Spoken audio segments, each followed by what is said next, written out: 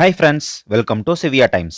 இன்னைக்கு நம்ம வீடியோல நம்ம தோட்டத்தை திராட்சை செடியை எப்படி கவாத்து பண்றதால் ஏற்படும் நன்மைகளை பத்தி பார்க்க போறோம். நீங்க நம்ம சேனலை ஃபர்ஸ்ட் டைம் பார்க்கறவங்களா இருந்தா சப்ஸ்கிரைப் பண்ணிக்கோங்க. அப்படியே பக்கத்துல உள்ள பெல் பட்டனை பிரஸ் பண்ணிட்டு அதுல ஆல்ங்கிற ஆப்ஷனையும் செலக்ட் பண்ணிக்கோங்க. இப்போ வாங்க வீடியோக்குள்ள போகலாம்.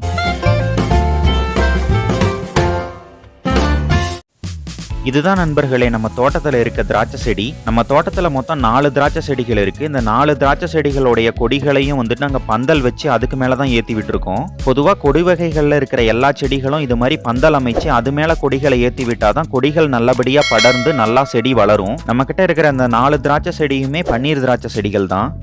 நம்ம தோட்டத்துல நிறைய பழச்செடிகளும் காய்கறி செடிகளும் மற்றும் நிறைய வாழை மரங்களும் இருக்கு. நம்ம தோட்டத்துல இருக்கிற எல்லா செடிகளை பத்தியும் நான் ஒரு வீடியோல தெளிவா எக்ஸ்பிளைன் பண்ணியிருக்கேன். அந்த வீடியோ நம்ம சேனல்ல ஏற்கனவே அப்லோட் பண்ணியிருக்கேன். அந்த வீடியோவோட கமெண்ட்ல நம்ம சேனல் நண்பர்கள் நிறைய பேர் திராட்சை செடியை கவாத்து பண்ணி விடுங்க, அப்பதான் அதுல இருந்து நிறைய பூக்களும் பிஞ்சுகளும் வரும் அப்படின்னு சொல்லியிருந்தாங்க. நம்ம திராட்சை செடி நிறைய வளர்ந்து போய் நிறைய பக்க கிளைகள் வந்திருக்குது.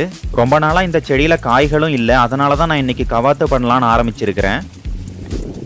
கவாத்து பண்ணும்போது நல்லா பெருசா இருக்கிற கொடிகளை விட்டுட்டு மீதி இருக்கிற பக்க கொடிகளை எல்லாத்தையும் நம்ம கட் பண்ணி விடணும். அது போக இலைகள் எல்லாத்தையுமே நம்ம வெட்டி விடணும். கவாத்து பண்றதுக்கு இந்த மாதிரி கட்டர் கிடைச்சதுன்னா வாங்கிக்கோங்க. இது வச்சு கட் பண்ணும்போது ரொம்பவே சுலபமா கட் பண்ணி எடுக்கிறதுக்கு யூஸ்ஃபுல்லா இருக்கும்.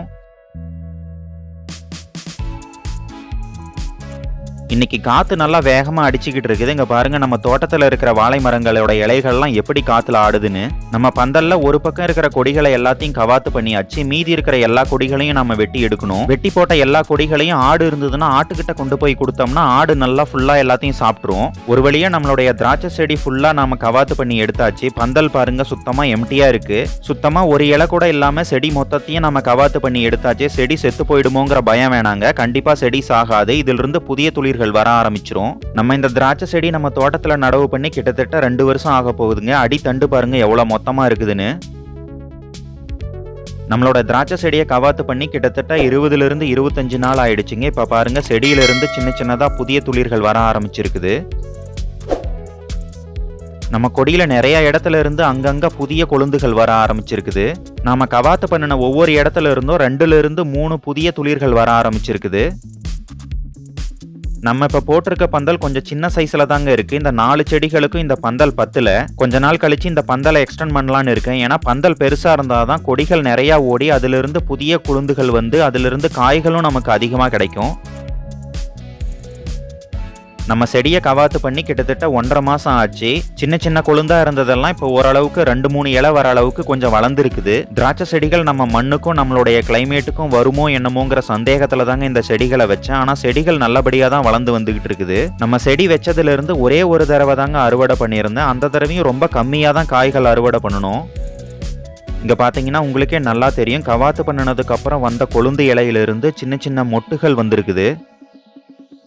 செடி ஃபுல்லா எங்கெங்க புதிய கொழுந்துகள் வந்திருக்குதோ அந்த எல்லா இடத்துலயுமே நிறைய மொட்டுகள் வந்திருக்குதுங்க. இந்த மொட்டுகள் எல்லாத்தையும் பாக்குறதுக்கு ரொம்பவே அழகா இருக்குதுங்க. திராட்சை கொத்து எப்படி இருக்குமோ அதே மாதிரிதான் இந்த மொட்டுகளும் வந்திருக்குது. இந்த திராட்சை செடி எங்க ஊருக்கு பக்கத்துல இருக்க ஒரு நர்சரியில தாங்க வாங்கிட்டு வந்து வச்சேன். திராட்சை செடியில ஓரளவுக்கு நல்லா முதிர்ச்சி அடைந்த கிளைகளை வெட்டி நம்ம மண்ணுக்குள்ள வச்சோம்னா அதிலிருந்தும் புதிய செடிகள் வரும்னு சொல்றாங்க. ஆனா இது வரைக்கும் நான் அதை ட்ரை பண்ணி பார்த்தது இல்ல. இந்த வீடியோவை பார்த்துக்கிட்டு இருக்க நண்பர்கள் நீங்க யாராவது இந்த கிளைகளை வெட்டி வச்சு அதிலிருந்து புதிய செடிகள் வந்திருக்குதாங்கிறத கமெண்ட்ல சொல்லுங்க.